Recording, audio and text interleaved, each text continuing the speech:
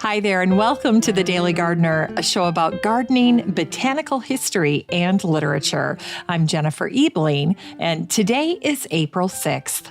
Today we celebrate the man who is remembered with the much-loved zinnia, and we'll also learn about the California poppy and California Poppy Day, which is celebrated today. We'll hear one of my favorite passages about springtime, and we grow that garden library today with a lovely book about orchids. That's sure to bring a smile. And then finally, we'll wrap things up with the story of a wonderful botanist who did tremendous work in the southern part of the United States, and he's remembered fondly still today. But first, I just want to give a quick shout out here to listener Claudia Hepler. Claudia sent me the most adorable little plant labels. They're made with popsicle sticks, and they have these adorable little embroidered labels that are attached. One says, "Don't stop believing." Very cute little pun. Another one says, "I will survive." And then finally, the other one says, "Staying alive." And then along with the plant markers, she included this sweet little card. And she wrote, "Jennifer, you pour yourself into making The Daily Gardener such a top-notch podcast. I just had to send you these plant markers because I knew they would make you smile. Thank you for your dedication and sacrifice. You are a blessing to many." Well, Claudia, your little gift and your card are so appreciated. They were such a sweet little day brightener. And I just wanted you to know how much I appreciated your very, very kind gesture. So thank you for that. Very, very thoughtful. It's time for today's curated news.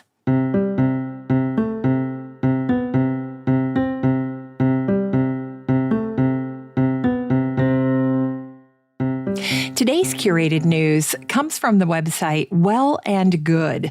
This is a post that was written by Sonia Ali, and the title of the article is "The Plant for Peace is a Common Herb Often Overlooked." And here, of course, what Sonia is writing about is the wonderful herb that so many of us absolutely adore, and of course, it's lavender. And as Sonia mentions, lavender ends up in so many wonderful calming products, everything from eye masks and soaps to infusers and spas, and even in our homes. But as Sonia points out, you can do so much more with lavender. And here she references the work of the herbalist Rachel Robinette, who did a YouTube series. And in one of her videos, she talked about lavender as her favorite go-to herb for relieving stress and anxiety. And in fact, Rachel loves lavender so much for this calming effect that she calls it the plant for peace. Now, some plants are total uppers, like mint, that invigorating fresh smell of mint. Or even citrus, that can work in very much the same way. But when you're looking to come back to a normal baseline, to a feeling and sense of regulation, lavender is just the ticket. Rachel says that lavender can help with fussiness, restlessness, disturbed sleep, irritability, and stress-induced illnesses. Think of things like anxiety belly, stomach aches, or even headaches. And then Sonia wraps up this article by sharing a wonderful recipe for a lavender tea. So if you would like to check out Sonia's post, read about the benefits of lavender, and then see her recipe for making a lavender tea, all you need to do is the next time you're in the Facebook group for the show, just head on up to the little magnifying glass at the top right section of the page, and then you can type in the word peace, and this post from Sonia will pop right up. Now, if you're not in the Facebook group for the show, don't worry about it. You can join at any time. You have a standing invitation, and it's totally free and private to join this group. All you need to do is search for the words Daily Gardener Community, where you'd search for a friend, and then request to join. I'd love to meet you in the group. It's time for today's botanical history.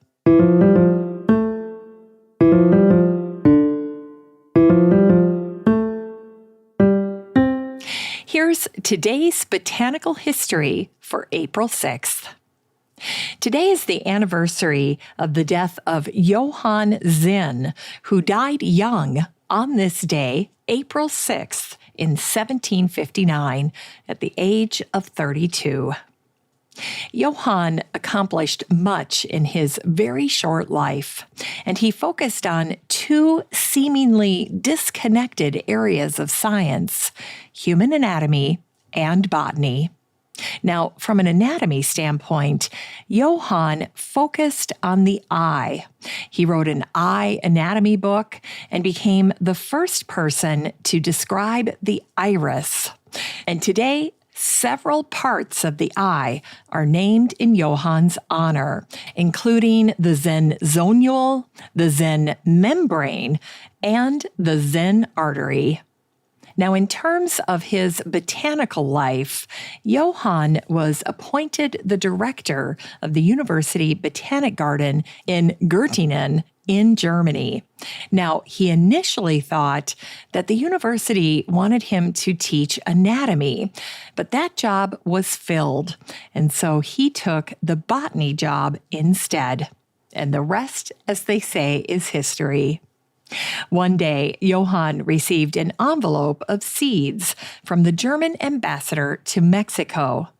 Well, after growing these seeds into plants, Johann wrote about them, and he even drew the blossoms, and then he shared the seed with other botanists throughout Europe.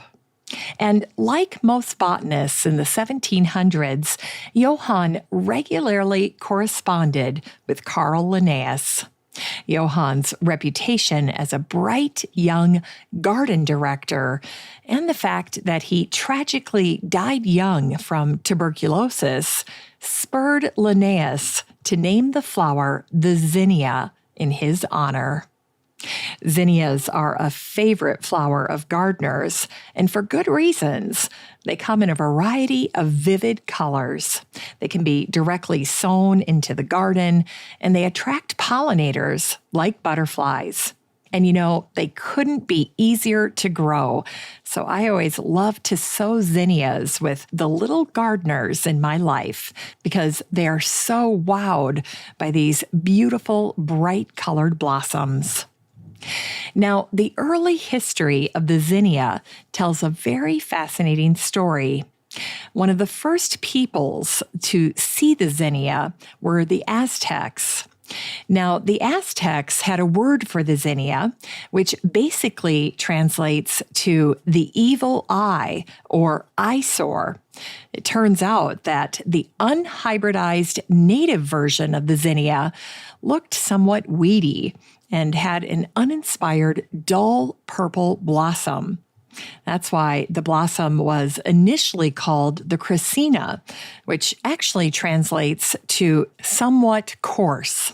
And so it's nice that Linnaeus ended up changing the name to zinnia. Now, it wasn't until the French began hybridizing zinnias that they transformed into the dazzling versions that win gardeners' hearts today. This gradual transformation of zinnias from eyesores to beauties is how zinnias earned the common name Cinderella flower. I love that name. And it's another wonderful little fact that you can share with young people when they visit your garden. And here's one last little factoid about the zinnia. The zinnia is Indiana's state flower.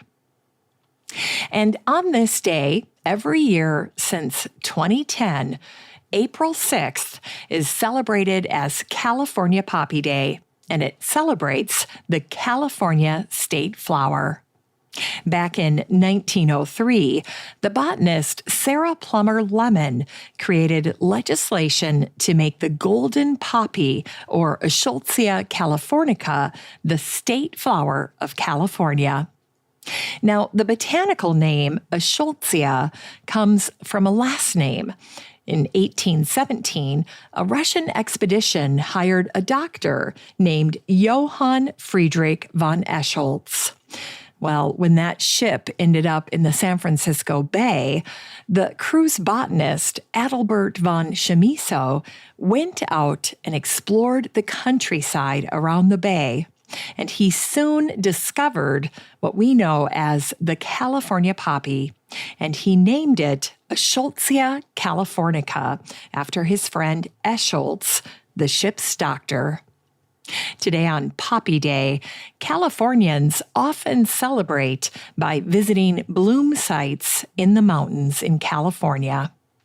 Native to the United States and Mexico, the California poppy is also known as the flame flower, or la amapola, which means poppy, or copa de oro, which translates to cup of gold.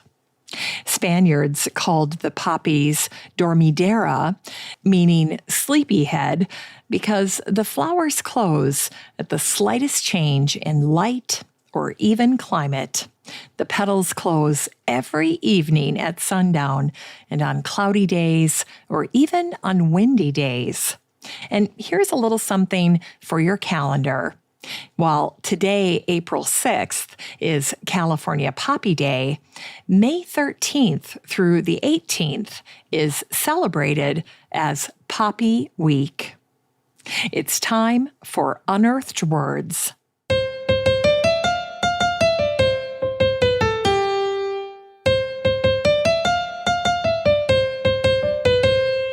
Today's unearthed words are from the naturalist and author Edwin Way Teale, who wrote about springtime with his wonderful book called North with the Spring.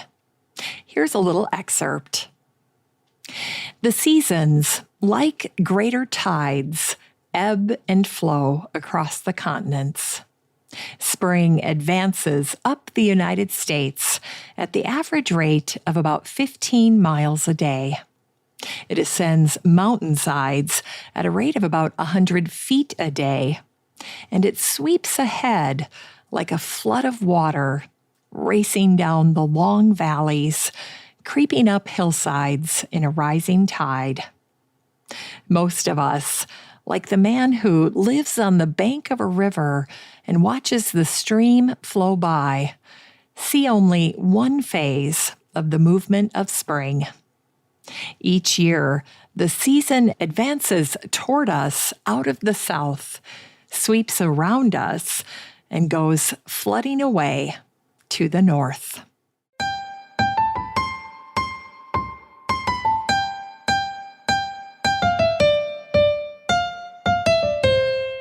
It's time to grow that garden library with today's book, Happy Orchid by Sarah Rittenhausen.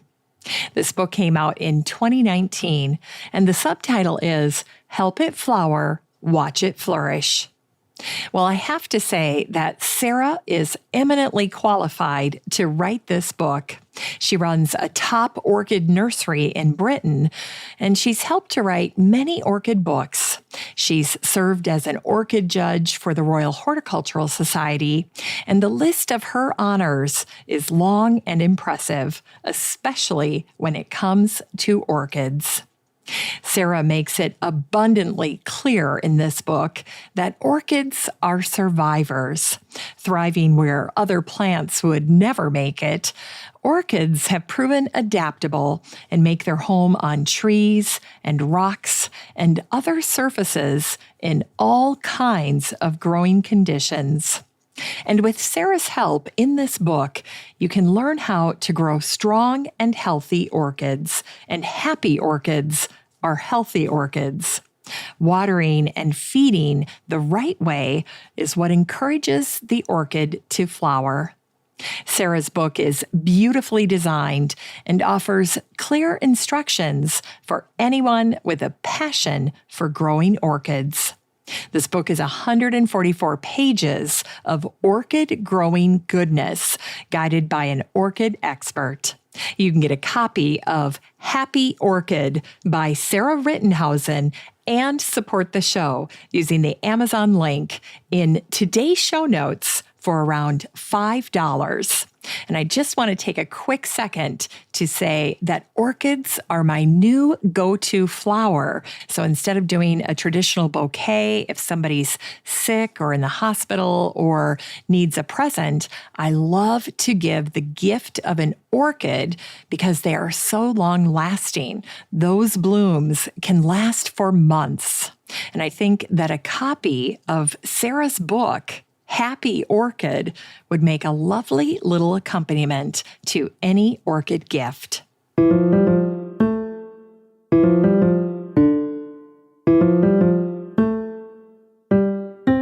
Finally, here's something sweet to revive the little botanic spark in your heart.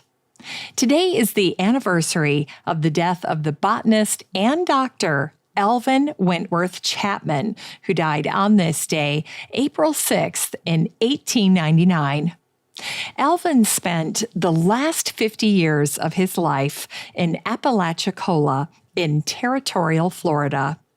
Alvin adored botany, and he devoted all of his spare time to it, even writing a flora of the southern United States in 1860. Alvin's Apalachicola home was located at the mouth of the Chattahoochee River in Florida, and it was here that Alvin's friend, the botanist Hardy Bryan Kroom, discovered the rare cedar known as the Toria tree.